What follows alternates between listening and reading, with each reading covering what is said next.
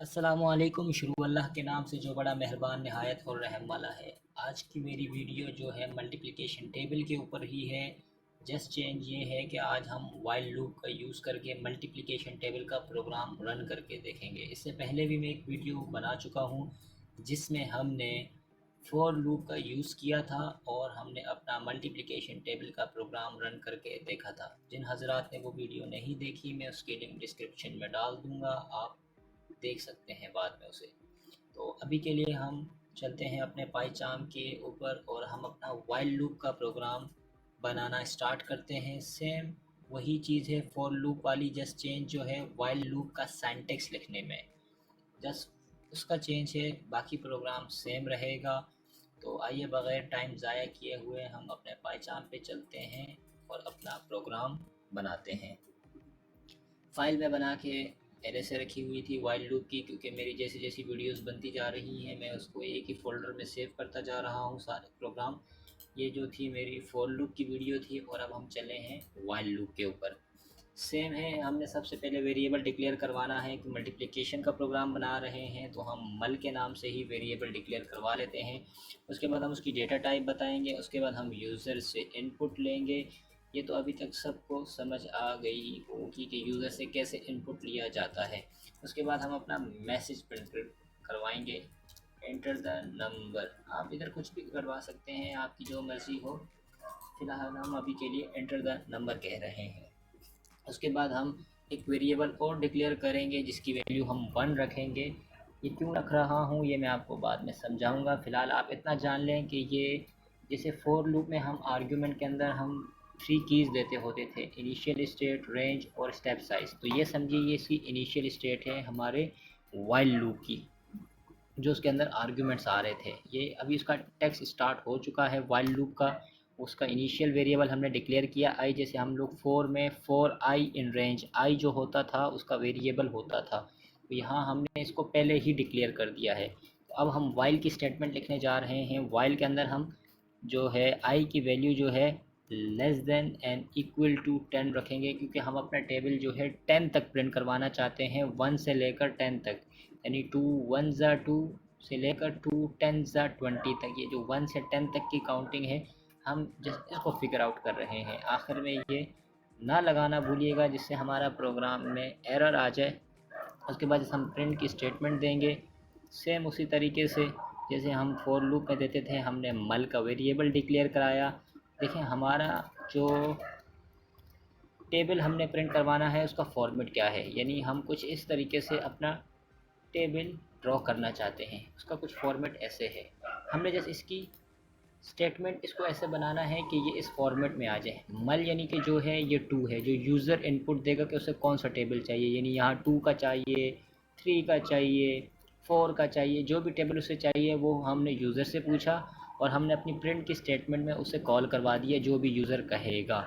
उसके बाद हम मल्टीप्लाई का सिंबल चाहते हैं। मल्टीप्लाई का सिंबल यानी हम अपना एक टेक्स्ट प्रिंट करवाना चाहते हैं, अपना एक मैसेज प्रिंट करवाना चाहते हैं, हम अपना एक वेरिएबल अल्फ़ाबेट प्रिंट करवाना चाहते हैं।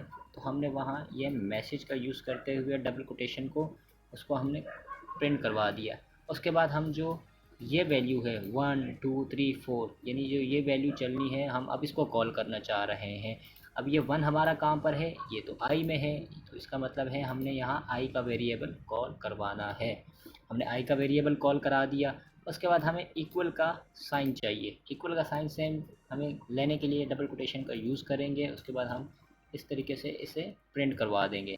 अब हमारी रह गई लास्ट स्टेप जिसके अंदर हमने वो मल्टीप्लिकेशन करवानी है। मल्टीप्लिकेशन करवाना मैंने जैसे फॉर लूप में आपको बताया था, जो यूज़र ने इनपुट दिया है यानी मल, जो यूज़र प्रिंट करवाना चाह रहा है टेबल यानी 2 का टेबल, उसको मल्टीप्लाई के सिंबल आप देंगे, स्टेरिक का निशान।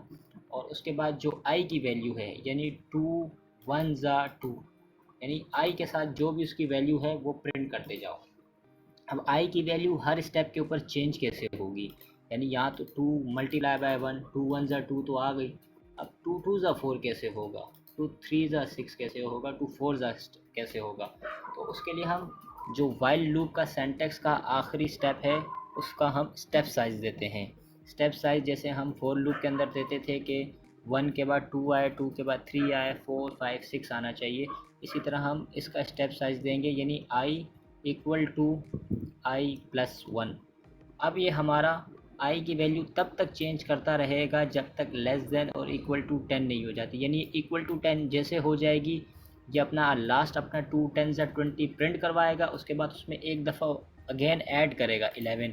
जब वो 11 दोबारा आई की वैल्यू में जाके स्टोर होगी और जब वो वाइल में आके चेक करेगी, वाइल यानी जब तक चेक करते रहो आई की वैल्यू जब तक वो छोटी या बराबर नहीं हो जाती 10 के, क्योंकि वो 10 से बड़ी हो चुकी होगी तो हमारा प्रोग्राम वहीं टर्मिनेट हो जाएगा। तो ये हमारा बस वाइल का प्रोग्राम था मल्टीप्लिकेशन का।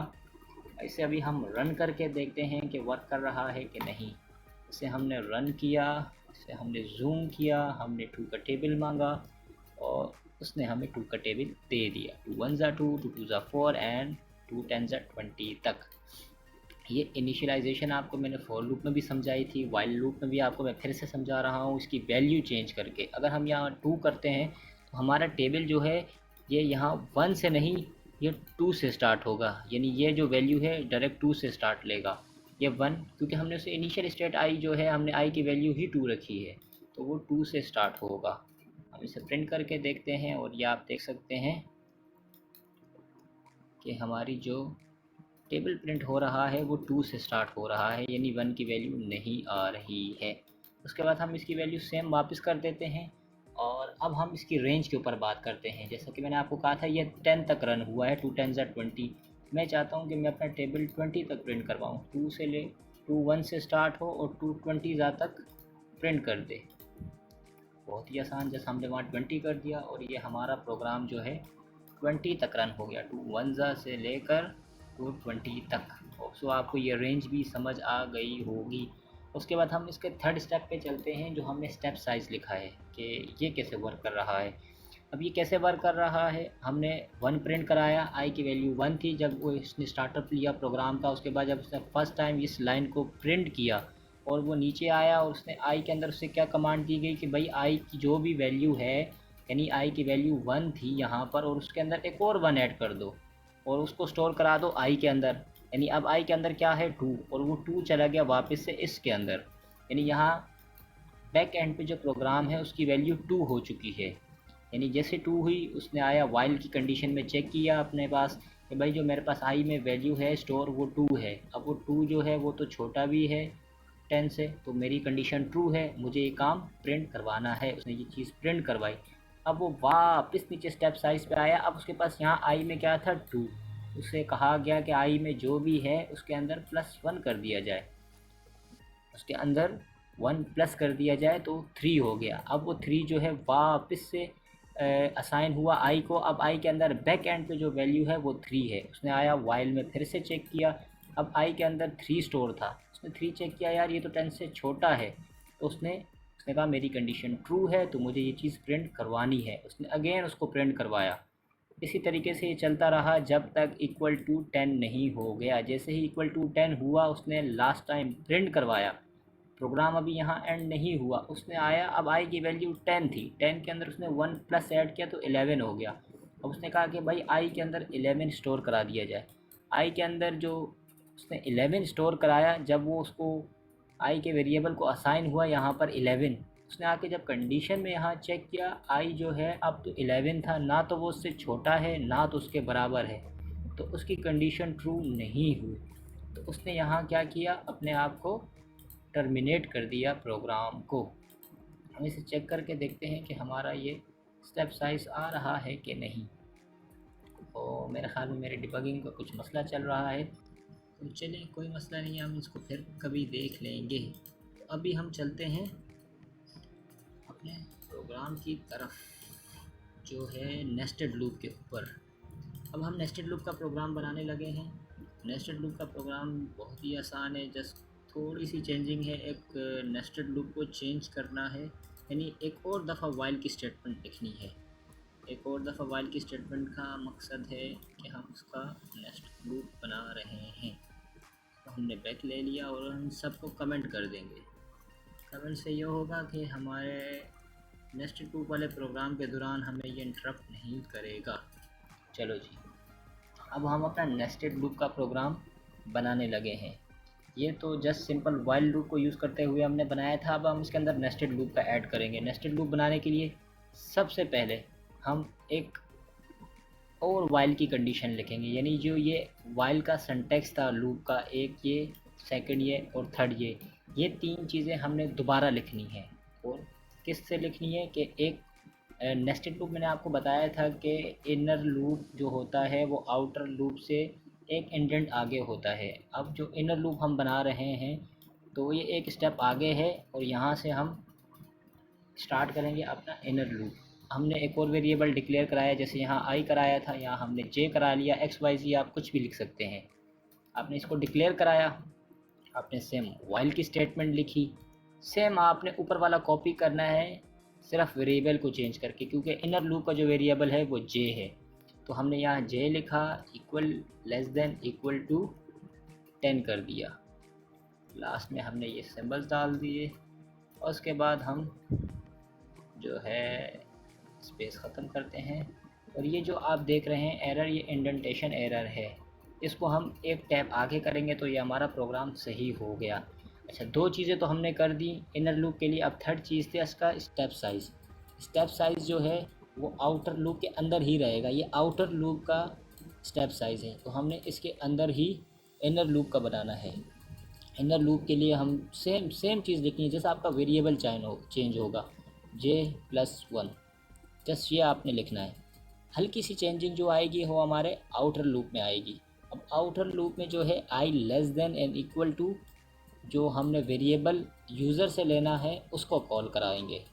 ठीक है, यहाँ पे जो आउटर लूप में वेरिएबल आएगा, अब 10 जो है वो अंदर चला गया है और आउटर में हमने मल का वेरिएबल कॉल करा दिया जो यूज़र इनपुट देगा। और प्रिंट की स्टेटमेंट हमारी थोड़ी सी चेंज होगी, यहाँ मल की जगह अब जैसे कि हमने फोर लूप में किया था आई आ जाएगा और आई मल्टीप्लाई होगा इनर वाले लूप से, आउटर लूप मल्टीप्लाई होगा जे से इक्वल का निशान और यहाँ same I multiply by J.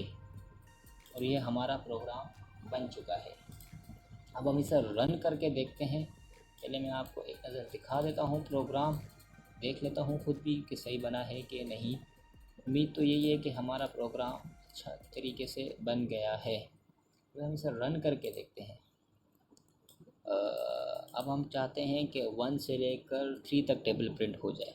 हमने यहाँ 3 दिया इसको और हमने ये चेक किया कि आप देख सकते हैं कि हमारा प्रोग्राम परफेक्टली रन हो रहा है। 1 का टेबल उसने 1 1 ज़ा 1 से स्टार्ट किया, 1 10 ज़ा 10 पे ख़त्म किया, फिर 2 का टेबल प्रिंट किया, उससे ख़त्म किया और फिर 3 का किया।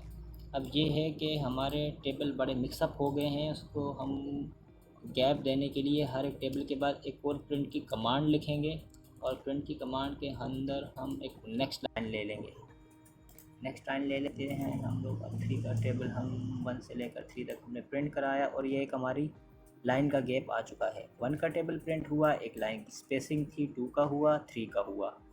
स्पेसिंग हमने यहाँ क्यों दी? जब देखें वो अपना प्रोग्राम रन करके आता है और यहाँ पे टर्मिनेट करता है, यानी उसका पूरा लूप चल के उसने 1 ख़त्म कर दिया।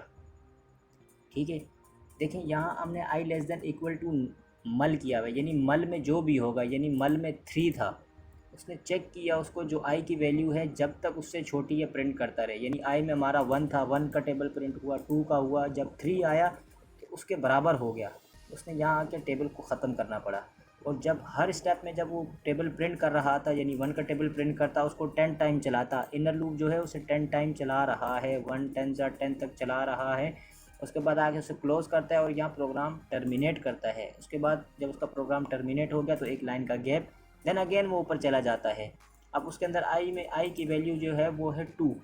जब उसने 2 उसमें चेक किया, जो मल दिया हुआ था वो 3 था, उसने कहा ये तो उससे छोटा है, अभी भी मुझे दोबारा से अंदर वाला प्रोग्राम जो है 10 टाइम रन करना है, यानी 2 1 ज़ा से लेकर 2 10 ज़ा 20 तक किया।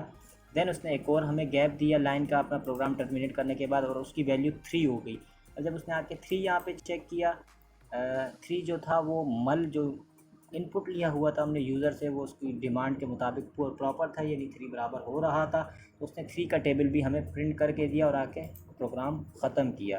3 के बाद भी वो उसने यहाँ आके 4 ज़रूर किया था, वो अपना एक स्टेप आगे लेके चला था। उसने यहाँ आई की वैल्यू 4 की थी। जब उसने वाइल के आउटर लूप में उसने कंडीशन चेक की कि भाई 4 ना तो छोटा है ना तो बराबर है जो हमने हमारे यूज़र ने इनपुट दिया है, क्योंकि यूज़र ने इनपुट 3 दिया था और 4 जो है बड़ा हो रहा है। तो उसने प्रोग्राम यहीं ये स्टॉप करने के लिए होता है, ये दरअसल स्टॉप करने के लिए होता है। उसने प्रोग्राम यहीं टर्मिनेट करके हमें सारे रिज़ल्ट शो कर दिए।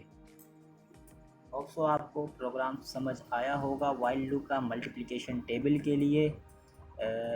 जिन लोगों ने फॉर लूप की वीडियो नहीं देखी, मैं उसके डिस्क्रिप्शन में लिंक डाल दूंगा। आप फॉर लूप का मल्टीप्लिकेशन टेबल भी देख सकते हैं। दोनों का प्रोग्राम तकरीबन सेम है, जस्ट लूप को लिखने का अंदाज़ डिफरेंट है, उनका सिंटैक्स थोड़ा सा डिफरेंट है, बाकी सेम है। इंशाल्लाह हम अपनी नेक्स्ट वीडियो एक और मल्टीप्लिकेशन टेबल के ऊपर बनाएंगे, लेकिन हम उसके अंदर डू वाइल लूप का यूज़ करेंगे।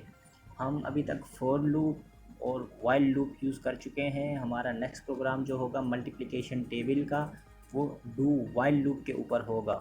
तो उम्मीद है कि इंशाल्लाह हम वो भी बनाएंगे और सीखेंगे एक साथ मिलके।